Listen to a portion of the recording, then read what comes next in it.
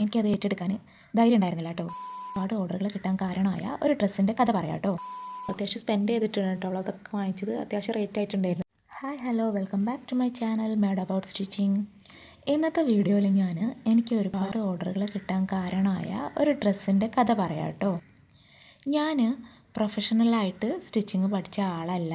YouTube കണ്ടും സ്വന്തം practice ചെയ്തുമാണ് ഞാൻ സ്റ്റിച്ചിങ് ഒക്കെ പഠിച്ചതെന്ന് ഞാൻ എൻ്റെ മുന്നത്തെ വീഡിയോയിൽ പറഞ്ഞിട്ടുണ്ടായിരുന്നു അല്ലേ. അപ്പോൾ ഞാൻ എനിക്ക് വേണ്ടിയിട്ട് ചെയ്യുന്ന ഡ്രസ്സൊക്കെ കണ്ടിട്ട് ആരെങ്കിലും സ്റ്റിച്ചിങ്ങിന് ഓർഡർ തന്നിട്ടുണ്ടെങ്കിൽ എനിക്കത് ഏറ്റെടുക്കാൻ ധൈര്യം ഉണ്ടായിരുന്നില്ല കേട്ടോ.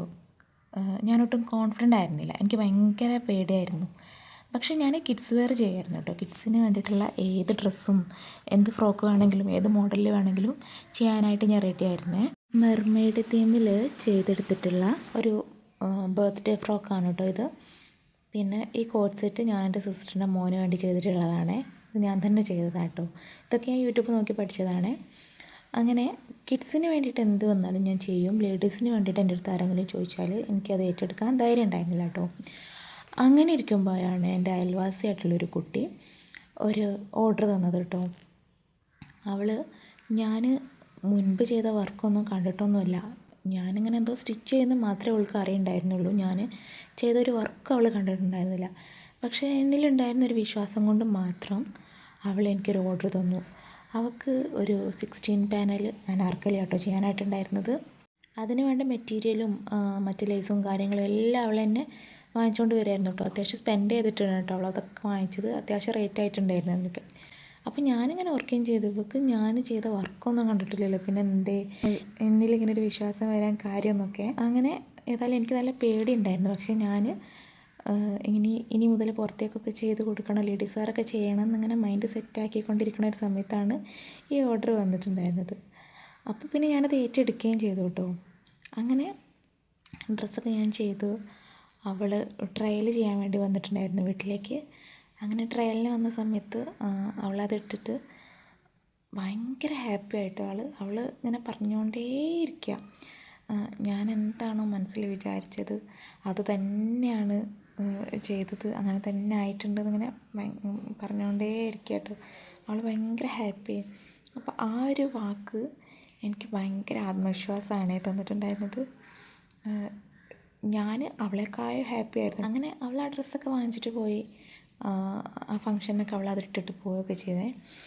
പിന്നെ ഉണ്ടായ കാര്യമാണ് ഏറ്റവും എന്നെ അത്ഭുതപ്പെടുത്തിയത്, അല്ലെങ്കിൽ ഏറ്റവും മനോഹരമായ കാര്യം കേട്ടോ. ആ ഡ്രസ്സ് കണ്ടിട്ട് ആദ്യം അവളുടെ സിസ്റ്റർ എനിക്ക് ഓർഡർ തന്നു. പിന്നെ അവളുടെ റിലേറ്റീവ്സ്, പിന്നെ അവളുടെ കോളേജ് ഫ്രണ്ട്സ്, അങ്ങനെ ഒരാൾ മറ്റൊരാളോട് പറഞ്ഞ് എൻ്റെ കസ്റ്റമേഴ്സ് ഇങ്ങനെ കൂടിക്കൊണ്ടിരുന്നു കേട്ടോ. അത് ഈ ഒരു ഡ്രസ്സ് കാരണമായിട്ട് ഇന്നും എനിക്ക് വരുന്ന പല ഓർഡറുകൾക്കും ആ ആദ്യ ഡ്രസ്സുമായിട്ട് എന്തെങ്കിലും ഒരു ബന്ധം ഉണ്ടാവുകയെ. ആ ഡ്രസ്സ് കാരണമായിരിക്കും ഇന്നും എൻ്റെ അടുത്തേക്ക് പല ഓർഡേഴ്സും വന്നുകൊണ്ടിരിക്കുന്നത് കേട്ടോ. ഇതാണ് ആ ഒരു ഡ്രസ്സ്. ഇതിന് മാത്രം എന്താ ഉള്ളത് എന്നൊന്നും എനിക്കും അറിയില്ല. പക്ഷേ നമ്മുടെ ജീവിതത്തിൽ എല്ലാത്തിൻ്റെയും തുടക്കമാവുന്ന എന്തെങ്കിലുമൊക്കെ ഒന്നും ഉണ്ടാവുമല്ലോ. എനിക്ക് അതാണ് കേട്ടോ ഈ ഒരു ഡ്രസ്സ്. ചിലപ്പോൾ ഒരവസരം മതിയാവും നമ്മുടെയൊക്കെ ജീവിതം ഒന്ന് മാറി മറിയാനായിട്ട്. അന്ന് ഞാൻ ഭയന്ന് പിന്നോട്ട് മാറിയിട്ടുണ്ടായിരുന്നെങ്കിൽ ഈ കഥ എന്ന് പറയാൻ പോലും എനിക്ക് കഴിയുമായിരുന്നില്ല. നമ്മൾ ചെയ്യുന്ന ജോലി സത്യസന്ധമായിട്ട് ചെയ്താൽ ആളുകൾ തന്നെ നമ്മുടെ പേര് മറ്റുള്ളവരിലേക്കും എത്തിക്കും.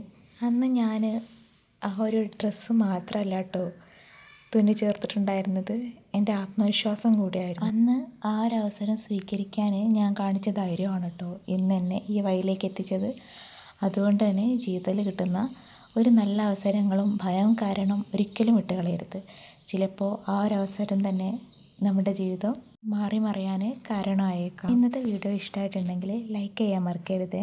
ഇതുപോലുള്ള സ്റ്റിച്ചിങ് റിലേറ്റഡ് ആയിട്ടുള്ള വീഡിയോസിന് വേണ്ടിയിട്ട് ചാനൽ ഒന്ന് സബ്സ്ക്രൈബ് ചെയ്ത് സപ്പോർട്ട് ചെയ്യണം കേട്ടോ. വീഡിയോ കുറിച്ചിട്ടുള്ള നിങ്ങളുടെ അഭിപ്രായം ഒന്ന് കമൻറ്റ് ചെയ്യണേ. ഇതുപോലുള്ള കുട്ടി വീഡിയോസായിട്ട് വീണ്ടും വരാം. അതുവരേക്കും ബൈ.